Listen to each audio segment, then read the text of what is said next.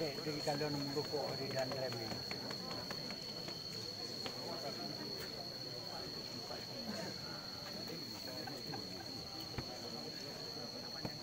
Toli ke arah barat dengan menyusuri pantai serta melakukan penjagaan di Suak Ujung Kala 2 km dari kota Mulabu. Teku Umar seakan-akan tahu bahwa beliau akan menemui akhir ajalnya.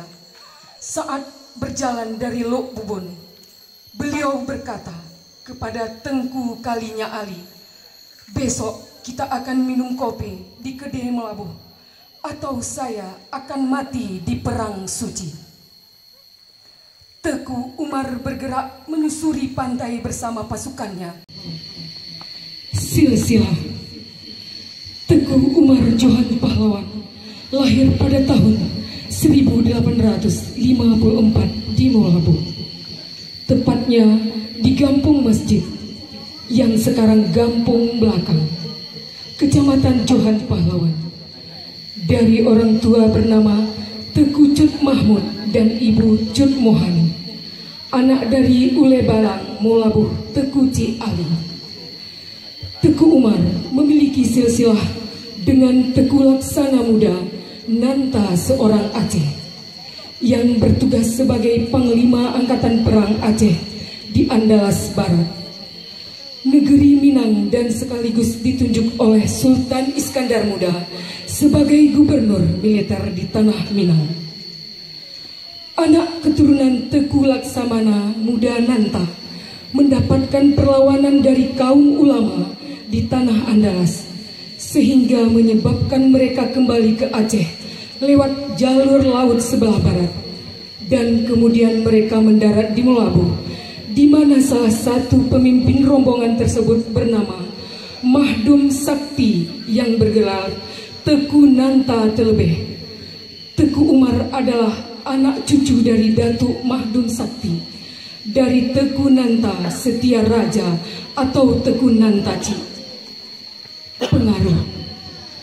Teku Umar memiliki pengaruh yang sangat besar dalam sejarah Perang Aceh yang panjang dan lama. Beliau sudah memanggul senjata dan bertempur melawan Belanda sejak usia 19 tahun. Ketika dimulainya agresi Belanda pertama pada tahun 1873 yang dipimpin Jenderal Kohler sebagai utusan salah satu Gampung. Dan ada info spekulatif yang mengatakan bahwa peluru Teku Umarlah yang menembus Jenderal Kohler. Teku Umar juga yang membangkitkan semangat perlawanan terhadap Belanda. Tercatat, beliaulah yang melakukan kampanye perang melawan Belanda di wilayah barat dari Melabuh sampai dengan Ulele hingga Pidi. Perjuangan dan jasa.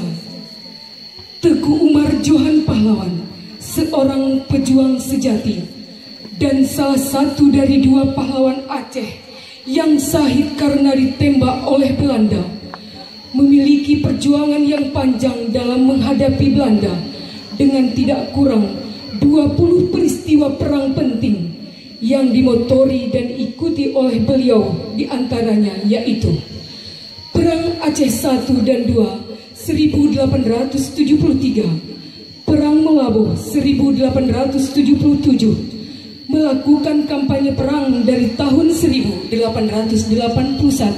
sampai dengan 1893. Mulai dari Melabuh sampai ke Ulele agar rakyat bangkit melawan Belanda.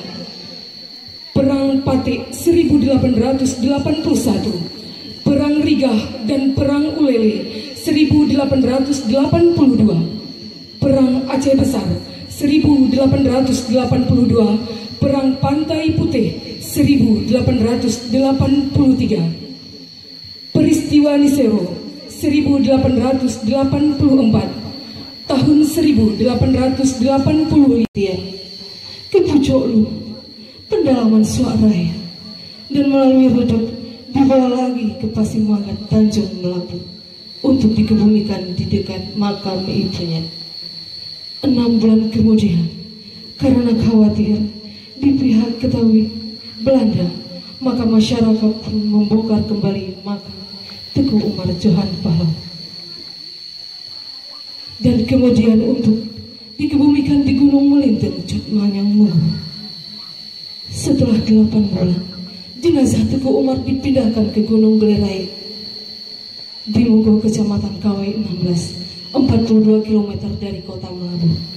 Perjuangan beliau dilanjutkan oleh Cumyadin yang bermarkas di bagian utara Melabu, tepat di daerah Krung Manggi, seputaran Krung Merebo pada tahun 1905. Dalam keadaan sakit-sakitan dan kondisi mata tidak dapat melihat, Cumyadin diserahkan kepada Letnan Van Vaart dan diasingkan ke Sumedang dan meninggal pada tahun 1908. Kuburan Teguh Umar Johan Pahlawan. Rangka peringatan 121 tahun gugurnya pahlawan nasional Teguh Umar Johan Pahlawan. Juara 1 jatuh kepada SMA Wirabangsa Regu A. Juara 2 jatuh kepada SMA Wirabangsa Regu B. Juara 3 jatuh kepada Kecamatan Pantonre. Dan juara keempat jatuh kepada SMA Negeri 2 Melabu. Kami persilakan kepada perwakilan pemenang untuk dapat menuju ke depan makam.